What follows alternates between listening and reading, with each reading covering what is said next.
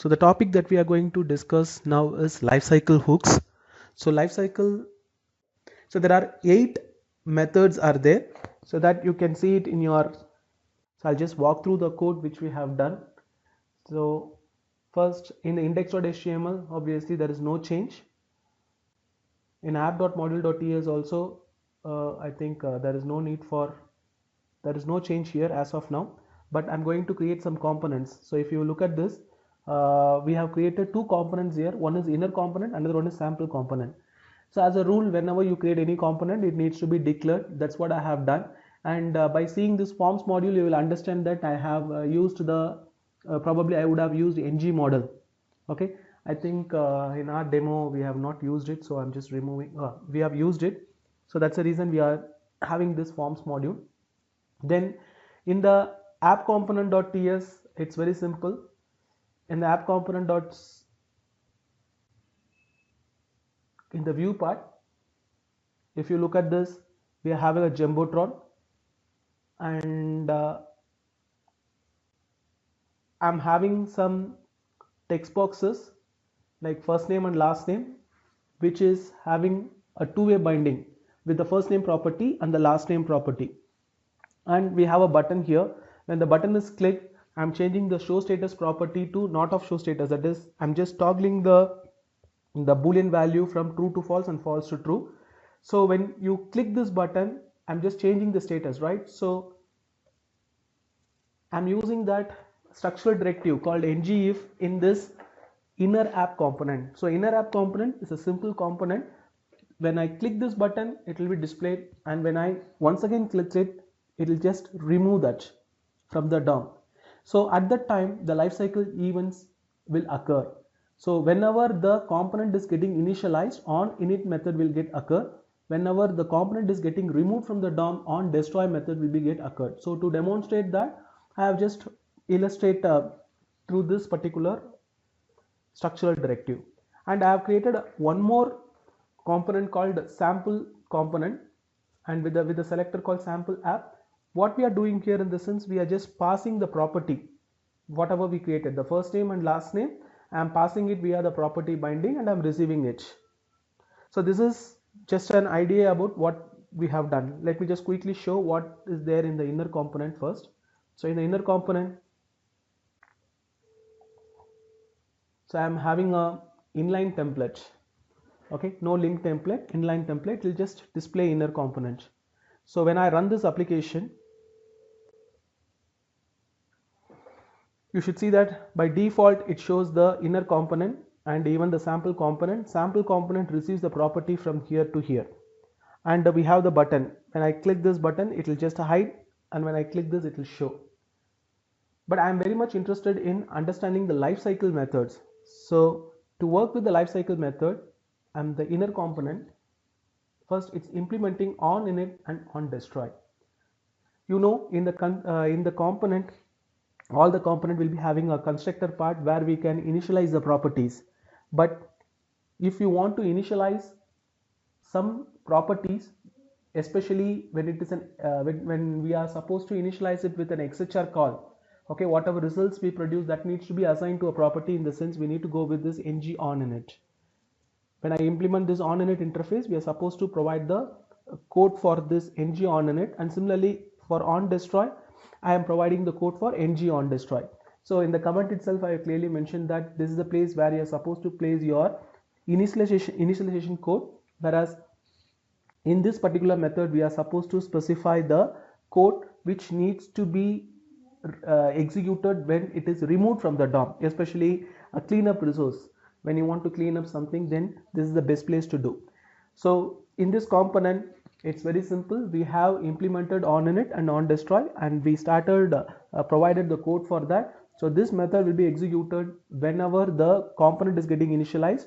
Mainly it is used to do a XHR initialization. Okay, ng on destroy for cleaning up the resources. And when I run this, the first thing to be get executed is the constructor. So after the constructor get executed, this on init and on destroy will be get executed when it is removed from the DOM. So same way, I have created the sample component as well.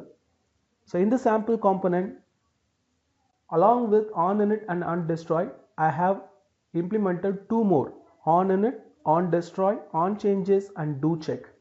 So when these onChanges will be get triggered in the sense when any of the property, if you see this in the code, I'm going to receive the first name and last name from the parent, so that those two things needs to be decorated with @input decorator, right? @input decorator, you should decorate it like this. But if you are not interested to do with that syntax, you can go ahead with another alternate syntax, that is, I can go with the inputs metadata property. There we can simply specify first name and last name, so that we can avoid that input decorator here. Okay, so it's going to receive from the parent, that is from the app component, and it's just going to display that in a text box, which is a read-only text box. So obviously this property is going to get changed, right? Whenever you do changes in the parent, obviously it's going to get changed. Whenever it changes, the code specified or the method implemented through onChange interface, that is this method, ng onChanges, will be get executed whenever any property value changes in that particular component. And we can just track everything with the help of a property called simple changes. So there is a variable which is of simple changes, which holds all the changes, whatever property is getting changed, the details will be available here. And finally we have this doCheck interface. So this doCheck it was somewhat specific, where we can do some customization, like onChanges will trigger for everything, right? For any changes happening, you can trigger it. If I want to make it trigger for a customized one, then you can think about doCheck. So I have just simply specified the custom checks can be done when any property changes. So these are all the four important interfaces, which is very much useful when in the development perspective, especially in the component side.